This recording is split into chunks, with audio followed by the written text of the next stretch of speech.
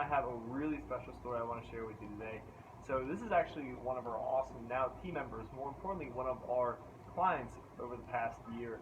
And she's got a really incredible story how she went from being wheelchair dependent and basically being told she'll never be able to walk again freely and use her legs to where she is today. Where I'm going to let her share most of her story, but just to put in perspective, we just did a 5 mile race on foot through the hills of this obstacle course. So with that being said, Lori, I want to just share your journey, what your life's been like leading up to this, how it all started, and then where you are today. So why don't you go ahead and start from the start?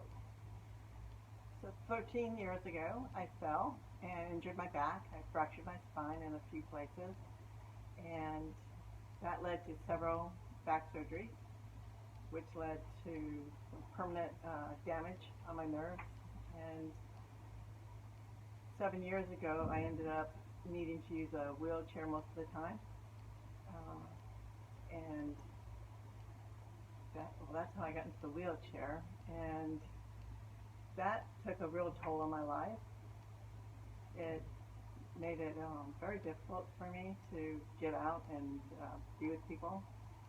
I went through a depression and anxiety and lots of fears. And so one thing led to another, and before I knew it, I had isolated myself into my house, and I stopped doing my regular activities. I stopped going to church regularly. I stopped meeting with friends. I stopped my volunteer work, and little by little I just stayed home more and more until I was just literally isolating myself into my own home. And that brought on even more anxiety and fears.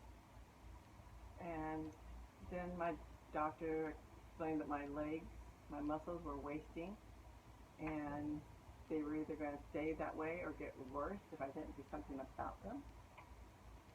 And so I originally did find an ad for Action Fitness. Found it online. She didn't answer when we called, but And then I didn't, because after I put my information